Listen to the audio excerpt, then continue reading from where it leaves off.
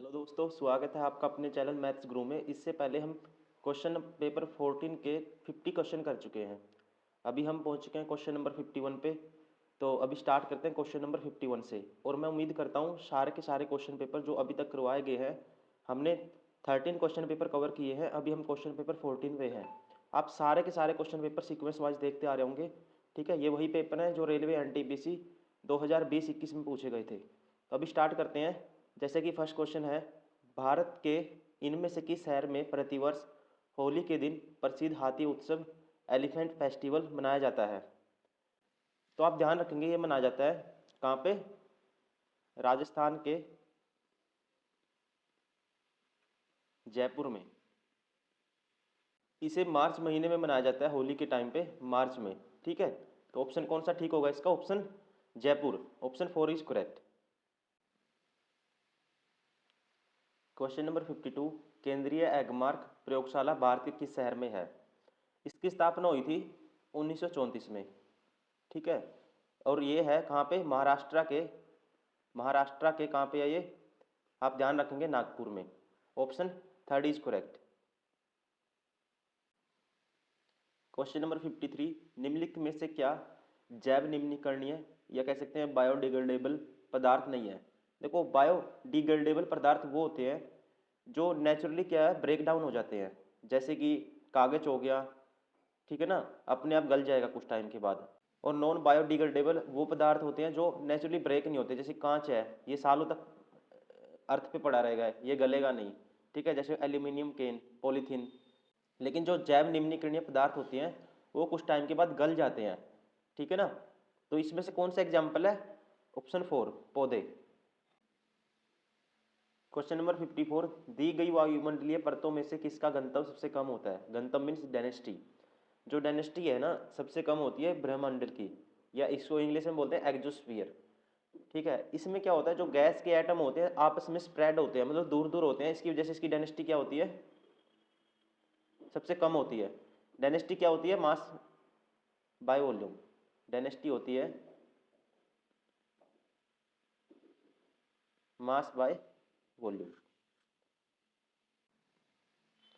Question number 55, यदि किसी न्यूनकोण की ज्या और इसकी कोज्या का अनुपात, ज्या मीन्स साइन, ठीक है, कहते हैं साइन, ज्या मीन्स साइन एंड कोसाइन, कोज्या होती है कोसाइन को बोलते हैं कोज्या, और इसका रेशियो दिया है 5/12, तो मुझे बताना है तो उसके कोण की ज्या का मान ज्ञात कीजिए। मतलब जो साइन एंगल है ना, साइन थीटा, इसका मान मुझे बताना है।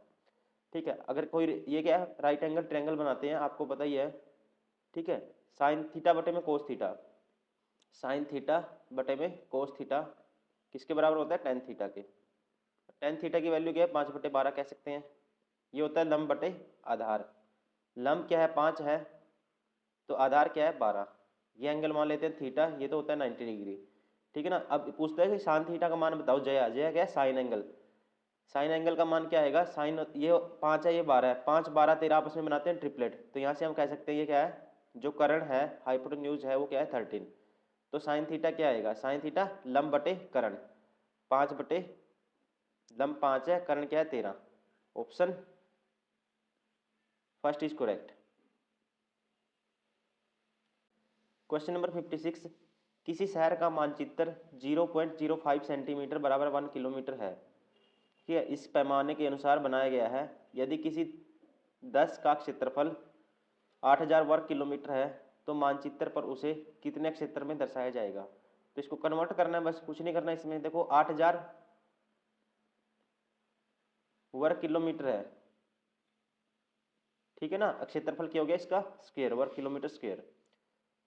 तो मानचित्र उसको कैसे दर्शाया जाएगा आपको पता है? ठीक है, 1 किलोमीटर किसके बराबर है? 0.05 सेंटीमीटर। ठीक है, इसका स्क्वायर है किलोमीटर का। क्षेत्रफल क्या होता है? वर्ग किलोमीटर स्क्वायर में होता है। तो 1 kilometre is equal to 0.05 centimetre, और इसका स्क्वायर है तो 2 टाइम लिखेंगे इसको। ठीक है, 0.05। अब देखो, इसके बटे में इसके नाम का 100 आएगा, जब दशमलव हटाएंगे इसका भी 100 आएगा नीचे। 3 जीरो तो कैंसिल हो जाएंगे, नीचे बच गई 1 जीरो। 8 पंजे 40, और 40 पंजा 200, 200 बटे में 10 क्या आएगा? 20 centimetre square. Option third is correct. Question number 57, निम्नलिखित में से किस शहर में जंतर मंतर नहीं है? 18वीं शताब्दी में, ठीक है, जयपुर के महाराजा कौन, जय सिंह द्वितीय ने 5 जंतर मंतर का निर्माण करवाया था। और इसने कहाँ कहाँ पे करवाया था? जयपुर में करवाया था, उज्जैन में, मथुरा, वाराणसी, ठीक है, और नई दिल्ली। कहाँ कहाँ? जयपुर, जयपुर, नई दिल्ली, वाराणसी,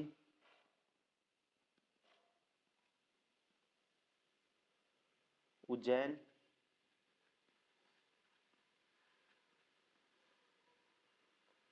और कहाँ? मथुरा। ठीक है, इसने 5 जगह जंतर मंतर का निर्माण कराया था। इसमें से ऑप्शन में कौन सा नहीं है? ऑप्शन में जयपुर है, ठीक है, जयपुर है, यहाँ तो करवाया, उज्जैन में भी करवाया, वाराणसी में भी, इंदौर। ठीक है, इंदौर में क्या है, इसने जंतर मंतर का निर्माण नहीं करवाया। इसने ये निर्माण कब करवाया था? 1724 से लेकर 1737 तक। ठीक है, 5 जंतर मंतर का निर्माण करवाया था। और यहाँ पे इंदौर में जंतर मंतर नहीं है। Option first is correct. Question number 58, Sita की आय रहीम की आय से 25% अधिक है, रहीम की आय सीता की आय से कितनी कम है? ये मान लेते हैं सीता, ये रहीम। तो सीता की आय 25% अधिक है। 25% की फ्रैक्शन क्या होती है? 1/4। ठीक है, अगर रहीम की 4 है तो सीता की कितनी है? 5 यूनिट। ठीक है ना, 5 यूनिट। अब ये कहता है, अब ये कहता है रहीम की आय सीता की आय से कितनी कम है? 1 कम है। ठीक है, सीता की आय से जिससे कंपेयर करते हैं उसको लिखते हैं नीचे बटे में 5 इंटू में 100, साथ में परसेंटेज। 1/5 किसके बराबर है? 20%। Option first is correct. Question number 59, Dada Saheb Phalke पुरस्कार किस क्षेत्र की प्रसिद्धि हस्तियों को उनके उल्लेखनीय योगदान के लिए प्रदान किए जाने वाला सर्वोच्च पुरस्कार है? तो ये दिया जाता है सिनेमा के क्षेत्र में। ठीक है, और ये भी ध्यान रखेंगे 2024 में किसे मिला? मिथुन चक्रवर्ती को। ठीक है, 2024 में मिला है मिथुन चक्रवर्ती को। और इसके अलावा ये भी ध्यान रखेंगे इसकी शुरुआत कब हुई थी? इसकी शुरुआत की गई थी 1969 में। Option third is correct.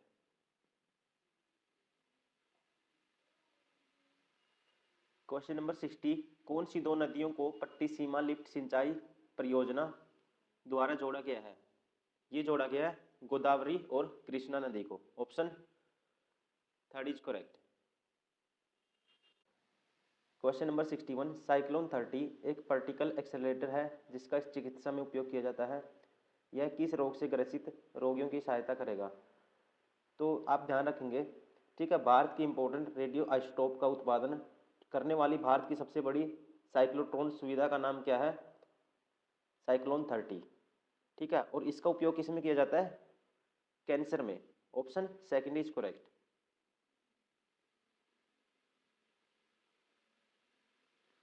Question number 62, निम्नलिखित में से कौन सा कथन असत्य है? ठीक है, वो बताना मुझे जो असत्य है। फर्स्ट है, कोई सबसे बड़ी पूर्ण संख्या मौजूद नहीं है। पूर्ण मीन्स होल नंबर, मौजूद नहीं है, इन्फिनिटी तक जाते हैं, हमें नहीं पता। ठीक है, ये ठीक है। पहली सबसे छोटी प्राकृतिक संख्या है। ठीक है, 1 क्या है? सबसे छोटी प्राकृतिक संख्या, ये भी है, नेचुरल नंबर है 1 पहला। शून्य सहित सभी प्राकृतिक संख्याओं को पूर्णांक कहा जाता है। शून्य सहित सभी प्राकृतिक संख्याओं को पूर्णांक कहा जाता है। ठीक है, तो जो इंटीजर होते हैं, पूर्णांक मीन्स इंटीजर, इंटीजर में क्या है? नेगेटिव नंबर भी आते हैं, जीरो भी आते हैं और प्लस वाले भी आते हैं। इसने कहते हैं शून्य सहित सभी प्राकृतिक संख्याओं को, नहीं कह सकते, ये क्या है? गलत है। कोई सबसे बड़ी प्राकृतिक संख्या मौजूद नहीं है। प्राकृत सबसे बड़ा नेचुरल नंबर हम नहीं बता सकते, ये भी इन्फिनिटी तक जाते हैं। ठीक है, ये भी ठीक है। ऑप्शन थर्ड क्या है? इसमें से असत्य है। Option third is correct. Question number 63, आधुनिक आवर्त सारणी जिसे हम क्या बोलते हैं? Modern periodic table. ठीक है, इसके तत्वों के डैश पर आधारित है, जो इसके एलिमेंट है किस पे आधारित है, कैसे उनको अरेंज किया गया है? तुल्यांकी भार, संयोजकता, परमाणु द्रव्यमान, परमाणु क्रमांक। ठीक है, तो मैं बताता हूँ इसको कैसे अरेंज किया गया है। इसको अरेंज किया गया है इनका जो एटॉमिक नंबर होता है ना, उसके बढ़ते हुए क्रम में। ठीक है ना, एटॉमिक नंबर के बढ़ते हुए क्रम में। तो एटॉमिक नंबर मीन्स परमाणु क्रमांक। Option four is correct. और इसमें यह भी पता होना चाहिए ग्रुप कितने हैं। ग्रुप है 18, पूछ लेता है कभी। और जो इसमें जो हॉरिजेंटल जो कह सकते हैं ग्रुप को कॉलम में अरेंज करते हैं, जो हॉरिजेंटल जो ये होता है ये भी पूछ लेते हैं, मुझे दिमाग में नहीं आ रहा अभी क्या बोलते हैं इसे। ये कितने हैं? 7। क्वेश्चन नंबर 64, रानी अपने पास मौजूद धनराशि में से 6.25% खर्च कर दिया। यदि उसने द्वारा व्यय की गई या खर्च की गई राशि 75 रुपये है तो उसके पास कितनी राशि थी?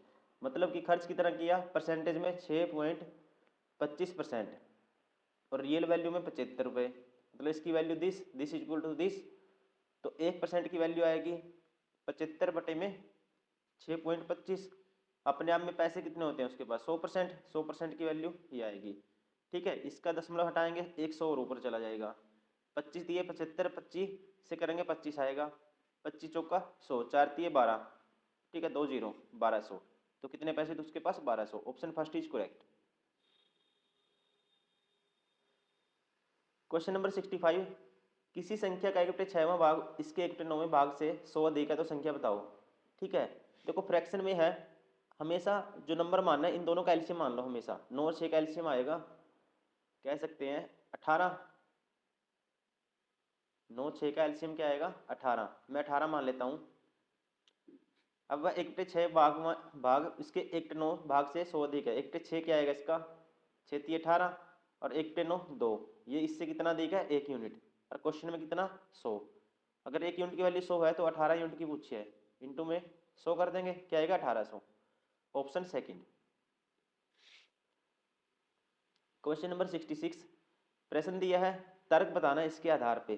ठीक है, स्टेटमेंट को कौन सी स्टेटमेंट सेटिस्फाई करेगी? क्या परीक्षा हॉल में इलेक्ट्रॉनिक गैजेट्स की अनुमति दी जानी चाहिए?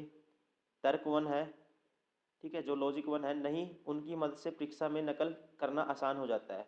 ये तो आम बात है। ठीक है, अगर सभी इलेक्ट्रॉनिक गैजेट लेके जाएंगे उसमें से कुछ ऐसे लड़के होंगे जो क्या करेंगे? नकल करेंगे, उनका नकल करने के लिए यूज करेंगे। ठीक है, उससे क्या नकल करना आसान हो जाएगा। सेकंड है, हाँ इलेक्ट्रॉनिक गैजेट्स महंगे होते हैं और उन्हें परीक्षा हॉल के बाहर छोड़ना सुरक्षित नहीं है। ये इंपॉर्टेंट नहीं है, ये स्ट्रॉन्ग लॉजिक है। ठीक है ना।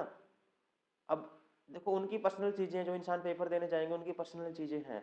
ठीक है ना, चाहे महंगी हो सस्ती हो, लेकिन उससे है ना हम परीक्षा हॉल का इन्वायरमेंट नहीं बिगाड़ सकते। ठीक है, तो कौन सा है? कह सकते हैं स्ट्रॉन्ग फर्स्ट। केवल तर्क 1 पुष्ट है। Option 4 is correct. Question number 67, reasoning का क्वेश्चन है। ठीक है, यहाँ बताना मुझे क्या आएगा, यहाँ बताना क्या आएगा। देखो पहले देखते हैं, 7 और 6 13, 7 और 5 12, प्लस 1 करेंगे 13। देखो इसमें 0 प्लस करा, इसमें 1 प्लस करा, 9 और 6 15, प्लस 2 करेंगे 18, लेकिन 18 ऑप्शन में नहीं है, ये लॉजिक नहीं हो सकता। सेकंड देखते हैं, ऐसे देखते हैं। अब अगर हम देखते हैं 6 और 4 10, डिवाइड करेंगे 2 5 आएगा, 9 और 7 16, डिवाइड करेंगे 2 8 आएगा, लेकिन ये 7 है, ये भी नहीं है। ठीक है, इसमें जो लॉजिक है देखो क्या है, इसमें कोई भी लॉजिक स्ट्रॉन्ग नहीं है, लेकिन एक लॉजिक है इसमें। देखो 7 और 13 जोड़ेंगे, डिवाइड बाय क्या करेंगे हम? 5 करेंगे। ठीक है, 7 और 13 को जोड़ेंगे, डिवाइड बाय 5 करेंगे तो ये नंबर आएगा। डिवाइड बाय क्या करा हमने यहाँ पे? 5 करा। अब इन दोनों को जोड़ेंगे, डिवाइड बाय अगला इससे एक कम क्या आएगा? 4 से डिवाइड करेंगे तो 5 आएगा। अब इन दोनों को ये मान लेते हैं x प्लस 9 करेंगे। अब की बार 4 से करा था, 3 से डिवाइड करेंगे तो 6 आना चाहिए। मतलब कि x plus 9 is equal to 6 18, 6 18, x की वैल्यू क्या आएगी? 9 माइनस हो जाएगा उस साइड जाके, x बराबर है 9। 9 ऑप्शन में है, इसका मतलब ये लॉजिक ठीक है फिट हो गया। Option 4 is correct. आपको भी कुछ भी सोचना है माइंड से, ऐसा नहीं है कि इसमें कम से कम एक क्वेश्चन में 4 लॉजिक हो जाते हैं। ठीक है ना, आपको अपने दिमाग का यूज करके इसको अच्छे से सोचना है, कौन सा लॉजिक फॉलो करता है और कौन सा स्ट्रॉन्ग है। Question number 68, question number 68, Indira Gandhi विकास अनुसंधान संस्थान, जिसे बोलते हैं IGIDR, कहाँ स्थित है? इसको 1987 में खोला गया था और ये कहाँ पे है? महाराष्ट्र के मुंबई में। Option second. क्वेश्चन नंबर 69, आदि ग्रंथ किस समुदाय का धार्मिक ग्रंथ है? तो आप ध्यान रखेंगे ये सिख समुदाय का एक पवित्र ग्रंथ है और इसे संकलित किया था जो सिखों के 5वें गुरु थे, कौन? गुरु अर्जुन देव। ठीक है, किसका है ये? सिखों का। Option third is correct. Question number 17, निम्नलिखित में से किसे प्राकृतिक संसाधन की उपयुक्त परिभाषा माना जाता है? फर्स्ट है प्राकृतिक संसाधन केवल वनों में उपलब्ध है, ये नहीं कह सकते। प्राकृतिक संसाधन मानव निर्मित वस्तु है, मानव के द्वारा भी नहीं है, ये भी नहीं, ठीक है, गलत है। प्राकृतिक संसाधन प्रकृति का ऐसा उपहार है जो मानव जाति के लिए उपयोगी है, उपयोगी तो है, ठीक है, ये तो सही है। प्राकृतिक संसाधन केवल भूमि पर उपलब्ध है, ये भी नहीं कह सकते, ठीक है ना। तो कहने का मतलब कौन सा है, इसमें कोई पढ़ने की जरूरत नहीं है, आप देखते ही इसको खुद से भी कर सकते हो क्वेश्चन को, ठीक है ना। कौन सा लॉजिक स्ट्रॉन्ग है? Option third is correct. Question number 71, P बराबर 3 है, ठीक है, इसका मान बताना है। पी की वैल्यू पुट कर दो इसमें 9, ठीक है, 3 पुट करूंगा 21 आएगा प्लस 12, ठीक है। तो 12 में से 21 में से 9 गए, -12 प्लस 12 0 आएगा, option third is correct. Question number 72, निम्नलिखित में से किस इमारत का निर्माण प्रथम विश्व युद्ध में बलिदान देने वाले अविभाजित भारत के सैनिकों के युद्ध के स्मारक के रूप में किया गया था? ये किया गया था, इसको डिजाइन किया था किसने? लुटियंस ने। कब किया गया था? ठीक है, इसकी जो नींव तो रखी थी 1921 में ड्यूक ऑफ कनाट ने रखी थी, ठीक है, और एडविन लुटियंस ने इसको डिजाइन किया गया था। 1921 में इसकी नींव रखी गई थी, और कह सकते हैं डिजाइन पूछता है किसने किया था? एडविन लुटियंस ने। और ये बनाया गया था भारतीय सैनिकों की स्मृति में बनाया गया था इसको, और इसका नाम क्या है? India gate. कहाँ पे स्थित है? नई दिल्ली में, option second is correct. Question number 73, निम्नलिखित में से कौन सी एक माइक्रो ब्लॉगिंग साइट नहीं है? तो ये इसके सारे के सारे ऑप्शन क्या है? पिंटरेस्ट है, ट्विटर है, प्लर्क है, थम्बलर है, ठीक है ना। और कौन कौन सी है? जैसे फेसबुक है, इंस्टाग्राम है, लिंक्डइन है। तो ये सारे की सारी हैं, इसमें सारे के सारे ऑप्शन, ठीक है, ओके वाले थे, लेकिन इसने पूछा था नहीं है, नहीं वाला कोई भी नहीं है, इसका मतलब ये क्वेश्चन आपने आप में एक रॉन्ग हो गया, ठीक है। इसका आंसर सबको कोई भी करोगे तो आपको सबको नंबर मिलेंगे ऐसे क्वेश्चन में। क्वेश्चन नंबर 74, निम्न में से कौन सा तत्व कमरे के ताप पर एक अभिलाक्षणिक गंध युक्त हरी पीली गैस के रूप में होता है? जो क्लोरीन है, ये क्या है? एक हरे पीले रंग की गैस है, इसकी जो स्मेल होती है बहुत ही भद्दी होती है, पुलिस टाइप की स्मेल होती है इसकी, ठीक है। और ये कहाँ पाया जाता है? ये नॉन मेटल है, और जो ग्रुप 17 है पीरियोडिक टेबल का, उसमें ये सेकंड हेलोजन है। ऑप्शन इसमें क्या है? Second is correct, chlorine. Question number 75, मुझे असंगत बताना है। देखो यहाँ पे इसका नंबर 8 और एक 9, पहले एक जोड़ा +1 हुआ, फिर +2 हुआ, फिर +3 हुआ, 11 3 14, 14 4 18, मतलब कि +1 +2 +3 +4। अब सेकंड में देखते हैं, 5 और एक 6, ठीक है, +1 हुआ, फिर 6 और एक 7, यहाँ भी +1 हुआ, 7 2, फिर 2। इसमें ये अलग लॉजिक है, इसमें अलग है। अब तीसरे से पता चलेगा कौन सा है। 6 और एक 7 हुआ, एक जुड़ा, फिर 2 जुड़ा, ठीक है, 9 फिर 3 जुड़ा, 9 और 3 12 पे एल होता है, 12 और 4 16, फिर 4 जुड़ा। ये भी सेम पैटर्न है, ये भी सेम पैटर्न है। जे में एक जुड़ा, ठीक है, फिर कितना? 11 और 2 13, 13 और 3 16, फिर 4 जुड़ा। मतलब कि सीरीज कौन सी चल रही है? +1 +2 +3 +4, इसमें अलग है, ठीक है, ये अलग है सबसे, इसमें ये पैटर्न नहीं है। Option second is correct, option second is correct. Okay दोस्तों, thank you very much for watching this video. अगर आपको वीडियो पसंद आती है प्लीज़ लाइक एंड सब्सक्राइब करें एंड शेयर करें।